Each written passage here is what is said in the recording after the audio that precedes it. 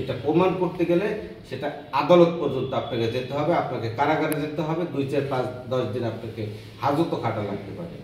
তো সেই জায়গা থেকে আমাদের যে দাবি সেটা হচ্ছে সারা দেশের পেশাদার সাংবাদিকদের তালিকা প্রণয়ন করা। এই দেশ গঠনের 54 বছর সম্ভব হয়নি। এদেশের মৎস্যজীবী জেলেদের তালিকা রয়েছে, এদেশের কৃষকদের তালিকা রয়েছে, এদেশের মুক্তিযোদ্ধাদের তালিকা রয়েছে, এদেশের সরকারি কর্মকর্তা কর্মচারীদের একবার ছেলেমেয়ের পর্যন্ত তালিকা রয়েছে। পেনশন রেশনের জন্য তাদের তালিকাও সরকারের কাছে আছে। গরু ছাগলের তালিকা রয়েছে, যেটি সাবেক প্রেস কাউন্সিলের চেয়ারম্যান বিচারপতি মমতাজউদ্দিন আহমেদ বলেছিলেন আমাদের একটি আয়োজনে এসে, যে দেশের গরু ছাগলের পশু প্রাণীর তালিকাও পশু প্রাণী সম্পদ মন্ত্রণালয়ে রয়েছে, কিন্তু সাংবাদিকদের তালিকা সরকারের কাছে বা রাষ্ট্রের কাছে নেই। এটি কিন্তু অত্যন্ত দুঃখ, পরিত্যাগের বিষয়। আমরা এই দাবি তুলে 13 বছর ধরে কাজ করে আসছিলাম, কিন্তু এই দাবির সাথে রুট লেভেলের সাংবাদিকদের, তৃণমূল পর্যায়ের সকল সাংবাদিকদের একাত্মতা ঘোষণা করতে হবে। ওরার নামে যদি কোথাও ধান্দাবাজি করে যদি প্রমাণ হয় যে আপনারা এটা করবেন, তখন আপনাদের পাশে থাকবো না, পরিষ্কার কথা।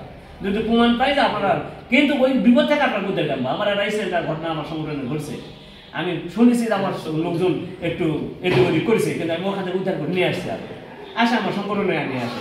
সাংবাদিকের বিচার অন্য কাউকে করতে দেবো না।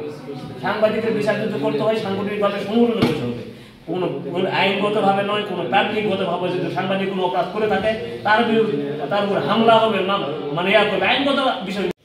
মফস্বল সাংবাদিক ফোরামের যে কমিটি, এই কমিটিগুলোকে আরও কংক্রিট করতে হবে, মজবুত করতে হবে, আরও সুসংগঠিত করতে হবে।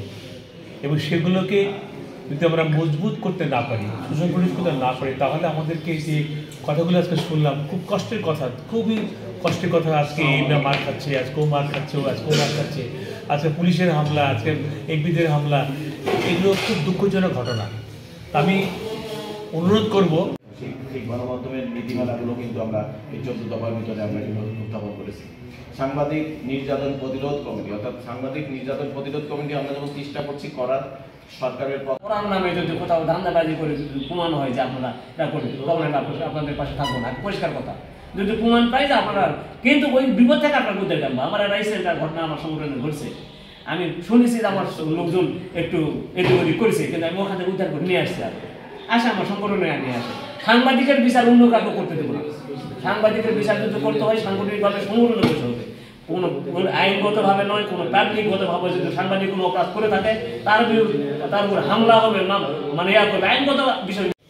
মফস্বল সাংবাদিক ফোরামের যে কমিটি, এই কমিটিগুলোকে আরও কংক্রিট করতে হবে, মজবুত করতে হবে, আরও সুসংগঠিত করতে হবে। এবং সেগুলোকে যদি আমরা মজবুত করতে না পারি, সুসংগঠিত করতে না পারি, তাহলে আমাদেরকে যে কথাগুলো আজকে শুনলাম, খুব কষ্টের কথা, খুবই কষ্টের কথা। আজকে এই মার খাচ্ছে, আজকেও মার খাচ্ছে, আজকেও মার খাচ্ছে, আজকে পুলিশের হামলা, আজকে এমপিদের হামলা, এগুলো খুব দুঃখজনক ঘটনা।